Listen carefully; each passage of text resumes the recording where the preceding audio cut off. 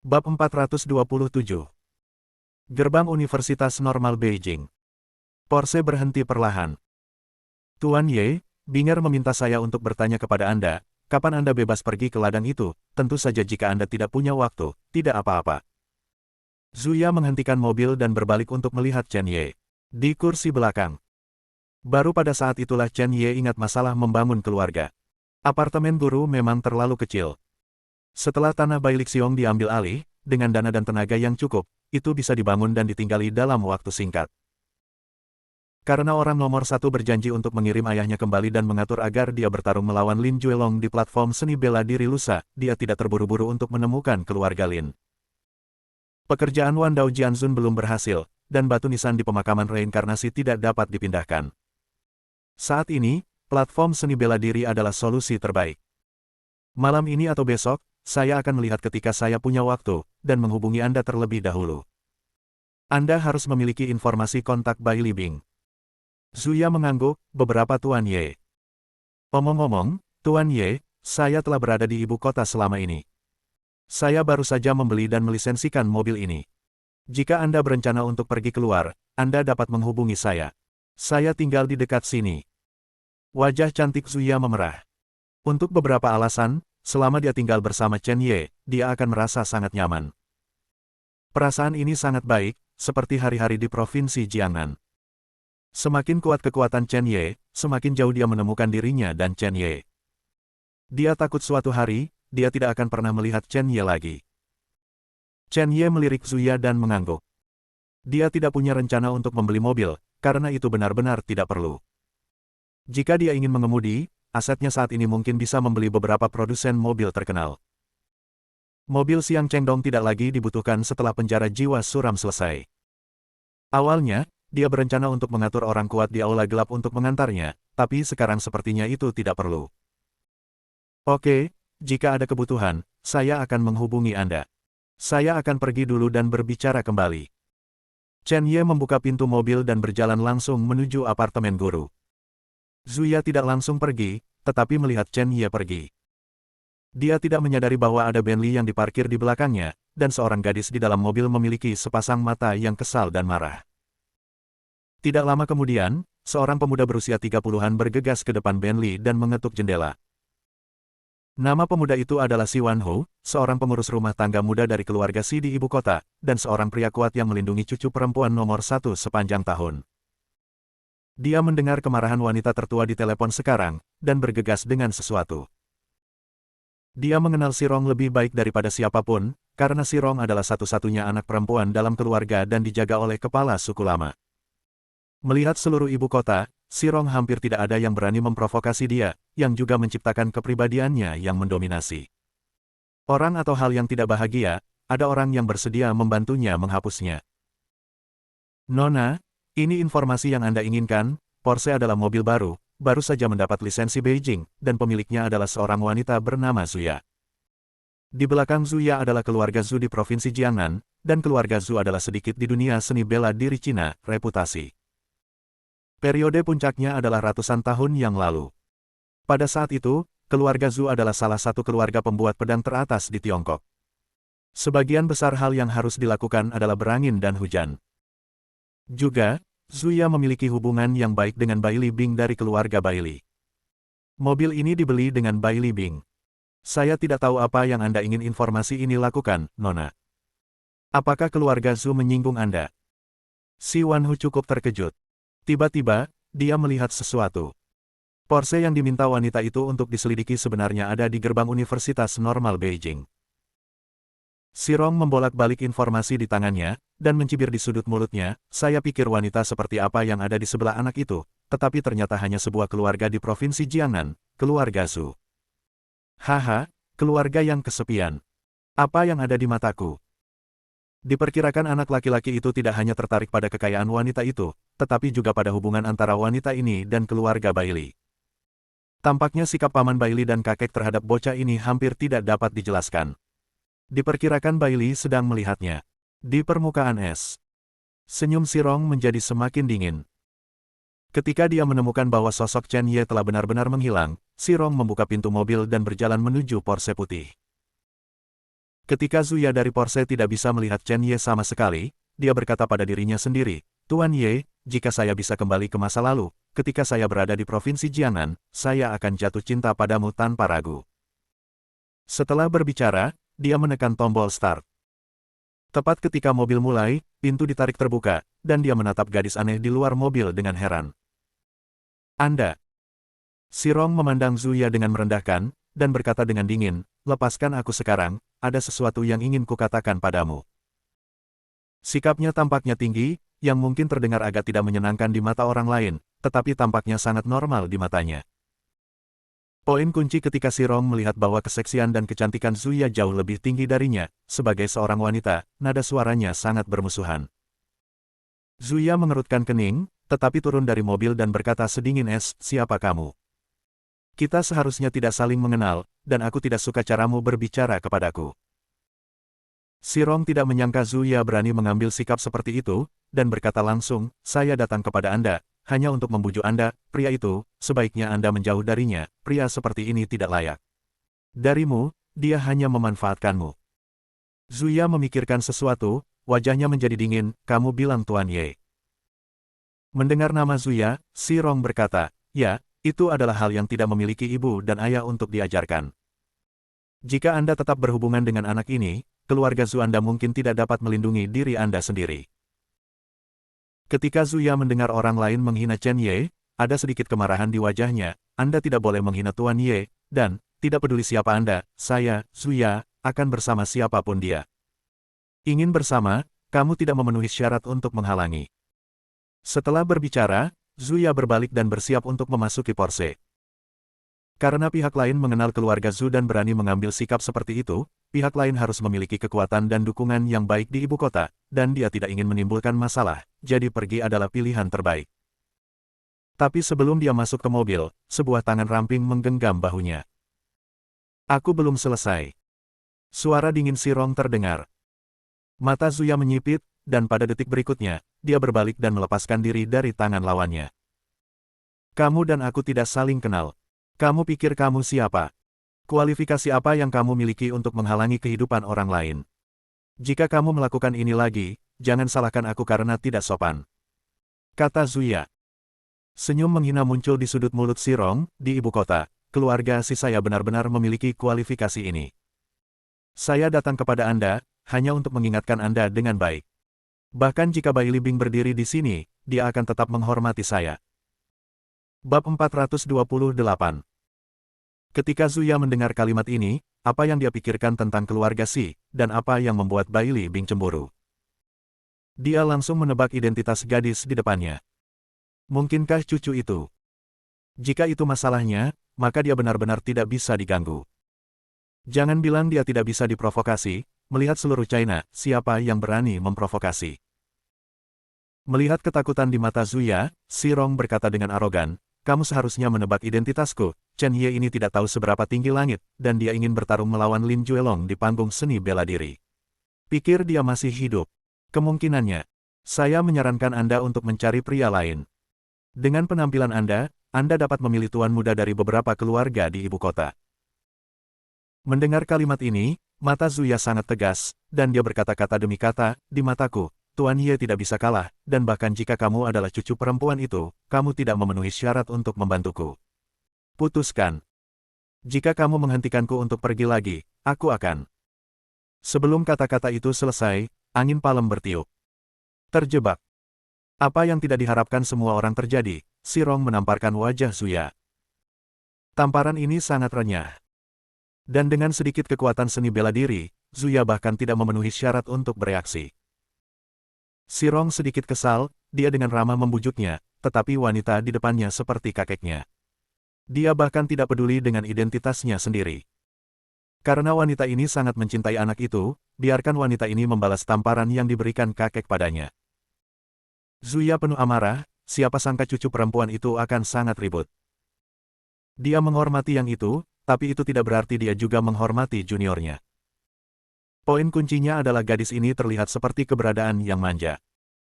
Dia tidak lagi ragu-ragu, dan menyapu telapak tangannya ke arah Xirong. Pada saat ini, si Wanhu, yang telah menonton di samping, tidak tahan.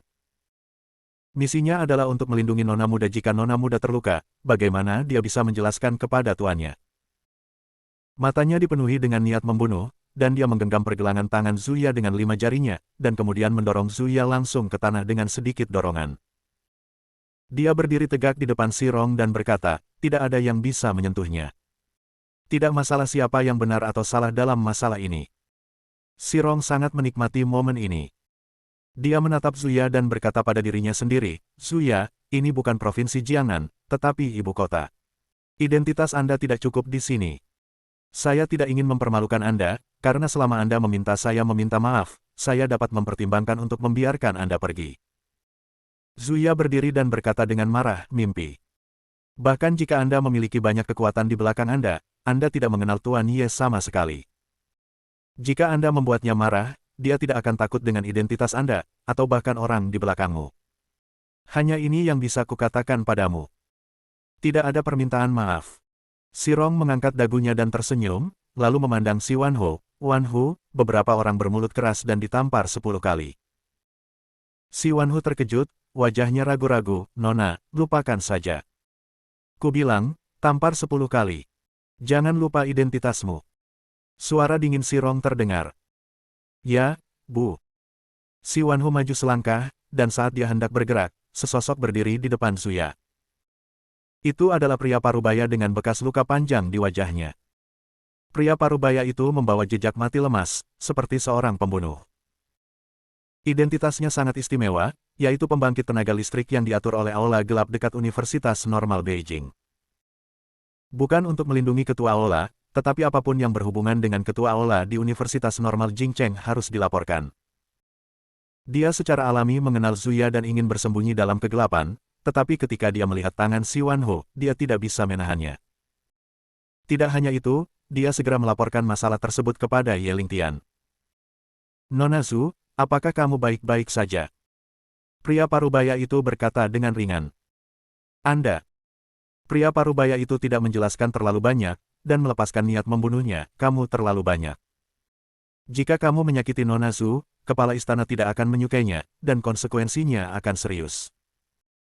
Sirong mengerutkan kening pada pria parubaya yang tiba-tiba muncul, dan menginstruksikan si Wanhu, beri kamu 10 detik, pria itu tidak berguna, dan wanita itu ditampar. Ya. Embusan angin meringkuk, si Wanhu berjalan pergi dengan jejak telapak tangan yang tak terhitung jumlahnya, dan niat membunuh yang dingin dilepaskan. Gelombang udara yang kuat bahkan sedikit menggerakkan porse putih. Pembangkit tenaga listrik aula gelap merasakan bahaya si Wanhu, dan tanpa ragu-ragu, dia meninju. Bang! Kedua kekuatan itu langsung bertabrakan. Orang kuat di aula gelap mundur 10 langkah, sementara si Wanhu tidak bergerak. Perbedaannya terlalu besar. Status pria parubaya di aula gelap tidak tinggi, jika tidak, dia tidak akan diatur untuk mengamati di Universitas Normal Ibu Kota, tetapi si Wanhu adalah salah satu dari 10 master teratas keluarga Si. Bagaimanapun, status Sirong adalah bangsawan. Bagaimana keduanya bertarung? Sebelum pria parubaya itu bisa bereaksi, si Wanhu berubah menjadi bayangan dan meraih dantian pria parubaya itu dengan satu kaki. Gelombang.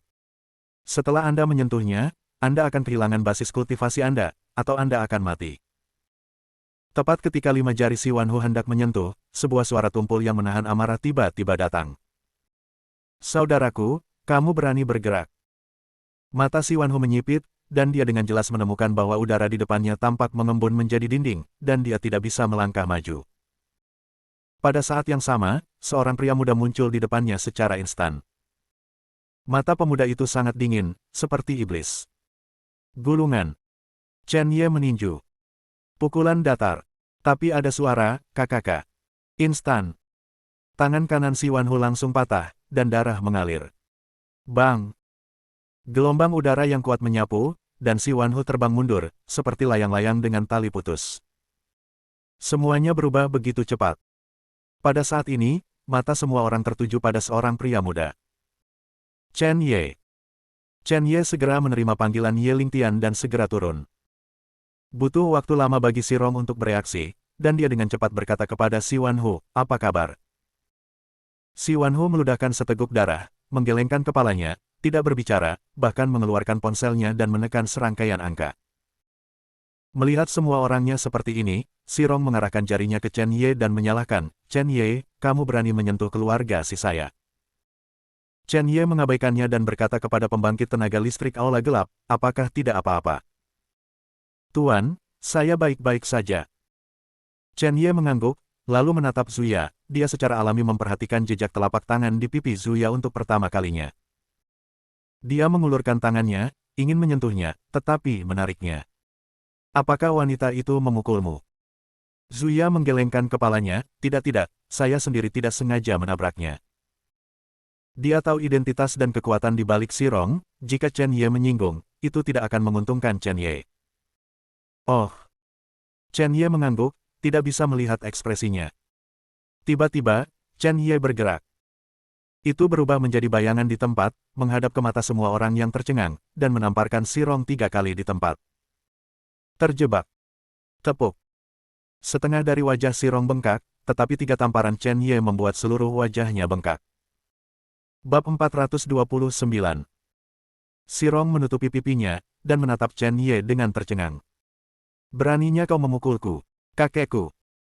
Sebelum kata-kata itu selesai, Chen Ye tersenyum sedikit, "Jangan menyebut kakekmu, bahkan jika kakekmu ada di sini, aku berani menamparmu. Keluarga Si tidak akan mengajarimu bagaimana menjadi manusia, aku akan mengajarimu. Kamu, Chen Ye. Juga, aku tidak hanya berani memukulmu, tetapi aku juga berani membunuhmu, percaya atau tidak." Ketika Xirong mendengar kata-kata ini, dia menutupi pipinya yang sakit, tercengang. Dia tahu bahwa Chen Ye gila, tetapi dia tidak berharap menjadi begitu gila. Tidak gila. Mungkin karena serangkaian nomor yang dimasukkan oleh ponsel Si Wanho, sebuah mobil muncul di gerbang Universitas Normal Beijing dalam waktu singkat dan berhenti. 5 atau 6 sosok muncul di samping Xirong. "Nona, ada apa denganmu?" Seorang pria tua yang memimpin angkat bicara. "Orang ini memukuliku dan ingin membunuhku. Bantu aku membunuh anak itu." Xirong menggertakkan giginya ketika dia melihat orang di sampingnya. Mata lelaki tua berkepala itu tertuju pada Chen Ye, dia ingin bergerak, tetapi ketika dia melihat penampilan Chen Ye, wajahnya memucat karena ketakutan. Takut. Bagaimana wanita itu memprovokasi roh jahat ini? "Nona, kembalilah, kita tidak bisa memindahkan orang ini." Pria tua itu bertanya-tanya. Xirong masih bisa merasakan sakit di pipinya, dan berkata dengan marah, "Aku tidak akan pernah kembali kecuali aku membunuh orang ini." Kata-kata itu jatuh, dan hal aneh terjadi. Chen Ye benar-benar melewati tubuh orang-orang itu dan datang langsung ke Xirong. 5 jari menggenggam leher Xirong dan mengangkatnya lurus ke atas. Detik berikutnya, saya menamparnya dengan pukulan backhand. "Semua orang yang ingin membunuhku sudah mati. Tidak terkecuali kamu." Hampir seketika, Xirong merasakan niat membunuh yang dingin di sekitarnya, dan matanya melebar. Pada saat ini, dia merasa bahwa Chen Ye benar-benar berani membunuhnya. Dia tidak bisa melihat rasa hormat di mata Chen Ye, hanya kematian yang dingin. Orang-orang tua itu tidak pernah membayangkan bahwa gerakan dan kekuatan Chen Ye akan begitu menakutkan. Xirong tidak dapat mengalami kecelakaan, jika tidak konsekuensinya sangat berbahaya. Orang tua di kepala berkata dengan cepat, "Tuan Ye, mohon berbelas kasih. Salah nona, saya akan membiarkan Tuan menghukum saya." Chen Ye mendengus dingin dan mengusir Xirong. "Demi kakekmu, aku tidak akan membunuhmu hari ini. Tapi jika ada waktu berikutnya, bahkan jika kakekmu memohon belas kasihan, aku akan tetap membunuhmu." Xirong merasa bahwa semua tulang di tubuhnya runtuh. Dia menatap Chen Ye dengan mata marah. Tepat saat dia akan berbicara, telepon di sakunya berdering.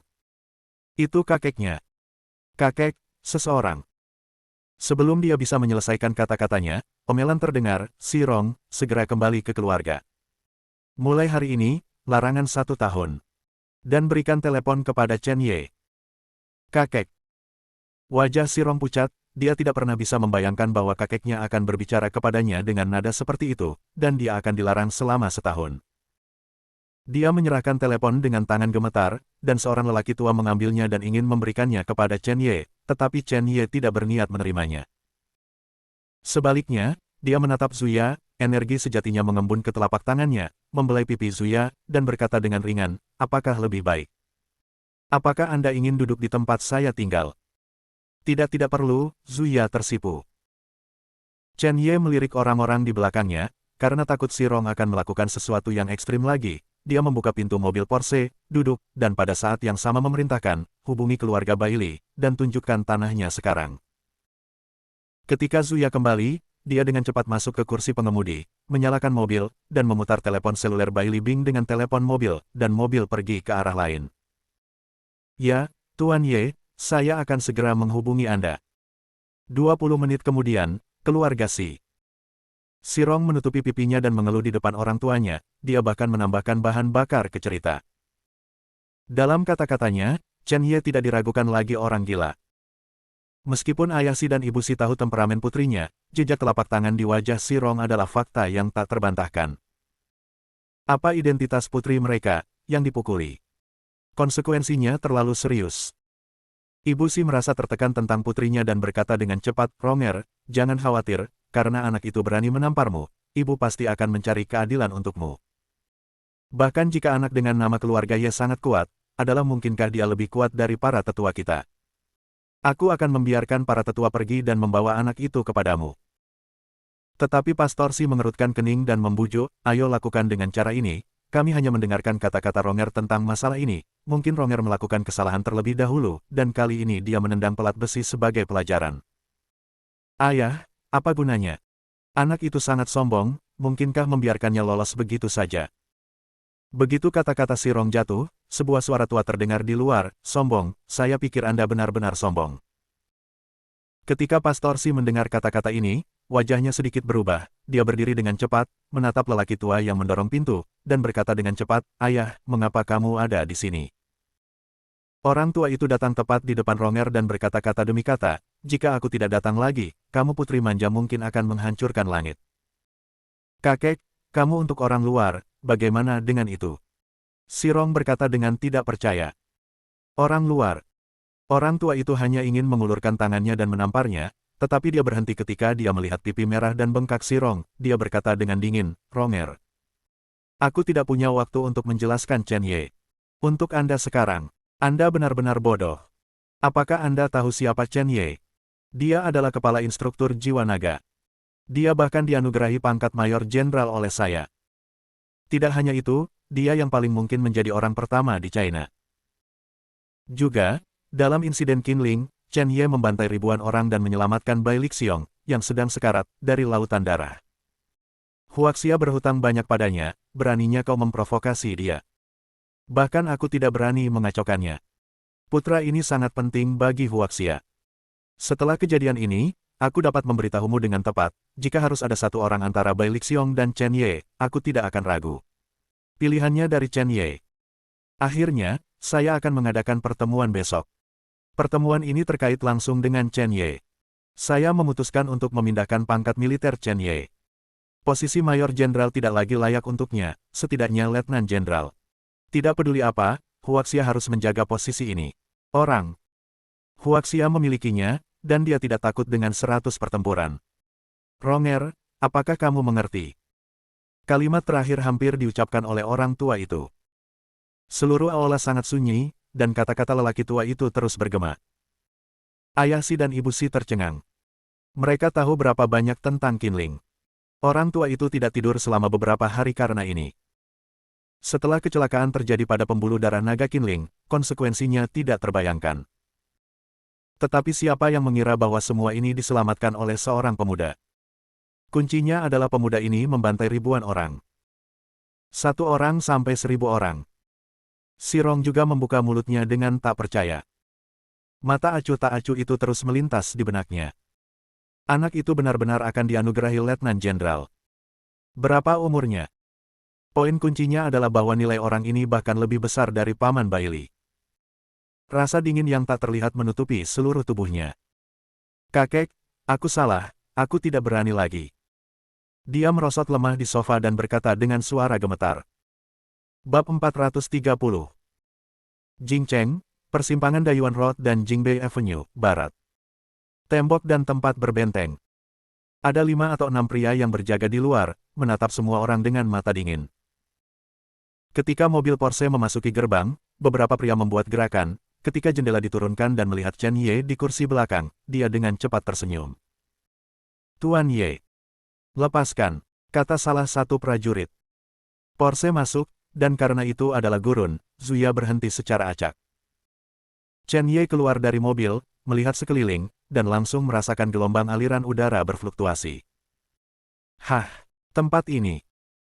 Chen Ye merasa ada sesuatu yang salah, berjongkok, mengambil batu di tanah, dan sedikit menekan kedua jarinya, dan batu itu berubah menjadi bubuk. Pada saat yang sama, beberapa helai energi spiritual meluap. Dalam sejarah, banyak keluarga papan atas lahir di sini. Seharusnya karena tren tempat ini adalah 1000 awan. Di zaman kuno, tinggal di sini mungkin tidak dapat mencapai dominasi. Keberuntungan China terlalu misterius, gumam Chen Ye. Dia dapat dengan jelas merasakan bahwa energi spiritual di sini lebih kuat daripada dunia luar, dan bahkan lebih baik daripada lokasi keluarga Jiang di ibu kota.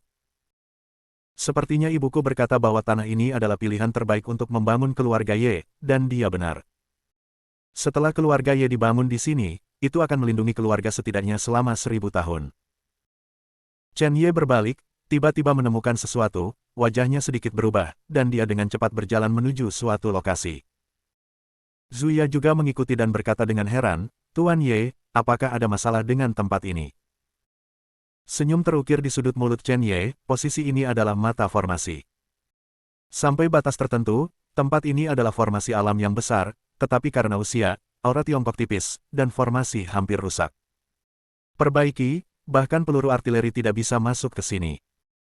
Wajah Zuya pucat, dan meskipun dia tidak mengerti apa yang dimaksud Chen Ye, dia bisa melihat bahwa Chen Ye pasti akan memenangkan sebidang tanah ini. Saat itu, sebuah Humer masuk. Humer berhenti, dan Bai Lixiong dan Bai Libing berjalan, tidak hanya itu, tetapi beberapa pria kuat berada di belakang. Tuan Ye. Apakah kamu membawa apa yang kamu persiapkan? Kata Chen Ye. Bai Libing mengangguk dan buru-buru mengeluarkan sisir yang ditinggalkan ibunya sebelum dia menghilang. Bai Lixiong berkata dengan terkejut, Tuan Ye, bisakah sisir benar-benar menemukannya? Chen Ye menggelengkan kepalanya, belum tentu, kamu hanya bisa mencoba, lagi pula, sudah terlalu lama. Bai Lixiong menangkupkan tangannya, lalu ada Tuan Laoye. Chen Ye datang ke posisi mata arai, menjepit jari-jarinya, jimat ajaib bergerak bersama, melangkah keluar, dan aliran udara langsung muncul di sekitar tubuhnya. Sebuah rune emas muncul di telapak tangannya. Chen Ye memegang rune di tangannya, menggumamkan sesuatu di mulutnya, dan kemudian membanting rune itu ke sisir. Detik berikutnya, sisir memancarkan cahaya keemasan dan melayang di udara. Melihat adegan ini, mata Bai Lixiong dipenuhi dengan sedikit kepanikan. Namun, kepanikan ini dengan cepat ditekan olehnya. Bahkan jika Chen Ye melakukan sesuatu yang mengejutkan, dia tidak akan bisa dibandingkan dengan naga darah di tanah nadi naga. Orang-orang dari naga kerajaan, ini adalah sarana yang hanya dimiliki oleh yang abadi. Angin hitam tiba-tiba bertiup di seluruh gurun, dan tubuh Bai Libing hampir meledak. Chen Ye sedikit mengernyit, angin hitam ini bukan karena dia. Sebaliknya, munculnya angin hitam adalah untuk menghentikannya. Melihat Hei Feng Fengjuan datang, Chen Ye mendengus dingin, dan jimat ajaib langsung dikorbankan. Angin hitam terbelah dua dalam sekejap. Tapi dua bagian membentuk dua hantu, dengan niat membunuh yang dingin, mengamuk ke arah Chen Ye. Pesona angin hitam. Chen Ye sedikit terkejut, jimat ini ada di salah satu jimat ajaib yang diajarkan oleh Chang Haiping. Bukankah jimat kunci sudah lama hilang, dan seseorang masih menguasainya? Tepat ketika sosok hantu itu hendak menyentuh Chen Ye, jimat kehidupan Chen Ye dikorbankan. Dalam sekejap, kedua sosok hantu itu sepertinya telah melihat sesuatu yang sangat menakutkan dan ingin melarikan diri, tetapi dalam sekejap mata, kuat hisap jimat berasal dari jimat. Jie. Dua suara, semuanya hilang. Seluruh gurun kembali tenang, dan sebuah gambar terbentuk di atas kepala Chen Ye. Dalam gambar, seorang wanita muda muncul di gurun, dia dengan cepat berhenti dan melihat sekeliling, seolah-olah dia sedang mencari sesuatu. Mata Bai Libing dan Bai Lixiong bersinar karena kegembiraan. Karena wanita muda di foto itu adalah Mo Waning, istri Bai Lixiong. Dalam gambar, wanita muda menunggu di sini selama 3 menit, dan 3 menit kemudian, sesosok tubuh bungkuk muncul dari kegelapan. Apakah kamu yakin ingin meninggalkan mereka dan pergi ke Kunlun Su? Mo Waning ragu-ragu selama beberapa detik, lalu mengangguk, ya. Kau tidak meninggalkan surat atau pesan untuk mereka. Pergi tanpa pamit. kata lelaki tua itu enteng. Mo Waning melirik ke selatan dan menghela nafas, tidak perlu, begitu mereka mengatakannya, mereka akan pergi ke sana untuk menemukan saya dapat melakukan hal yang hampir sama, setidaknya keluarga Bailey tidak tersentuh di China, dan Binger juga tidak tersentuh. Tumbuh naik, mereka tidak membutuhkan bantuan saya. Sekarang saatnya saya kembali ke Kunlun Su. Sudah lama sekali saya tidak keluar, saya hampir lupa misi saya. Oke, ayo pergi. Orang tua itu tidak memiliki omong kosong, kabut hitam berguling, dan keduanya menghilang langsung di gurun ini. Layar terganggu. Chen Ye tidak menyangka bahwa Ibu Bai Libing sebenarnya dari Kunlun Su, dan dia juga seorang kultivator. Dia melirik Bai Lixiong dan menemukan bahwa ekspresinya sangat tenang, dan bahkan memiliki rasa terkejut, seolah-olah dia sudah lama menebak. Itu normal. Dia benar-benar pergi ke tempat itu. Bai Lixiong mengepalkan tinjunya. Semua orang tahu bahwa beberapa dekade yang lalu, Bai Lixiong lahir, dan bakatnya luar biasa. Semua orang kagum dengan kejeniusan Bai Lixiong, tetapi hanya Bai Lixiong yang tahu betul bahwa semua pencapaiannya berasal dari wanita di belakangnya, Mo Waning. Mo Waning memberinya latihan dan mengajarinya berlatih. Itu bahkan membuatnya melambung. Menjadi patriark keluarga Bailey. Bahkan pelatihan kam bergerigi dilakukan oleh Mo Waning di belakang layar. Dia tidak tahu kekuatan istrinya, tetapi hal-hal kecil dalam hidup membuatnya menebak betapa buruknya istrinya. Dalam pertempuran yang tak terhitung jumlahnya, ada seorang wanita misterius yang mengambil tindakan. Melihat ke belakang sekarang, yakin bahwa wanita misterius itu adalah istrinya. Ayah, ibu pergi ke Gunung Kunlun. Dia, kata Bai Libing dengan suara gemetar.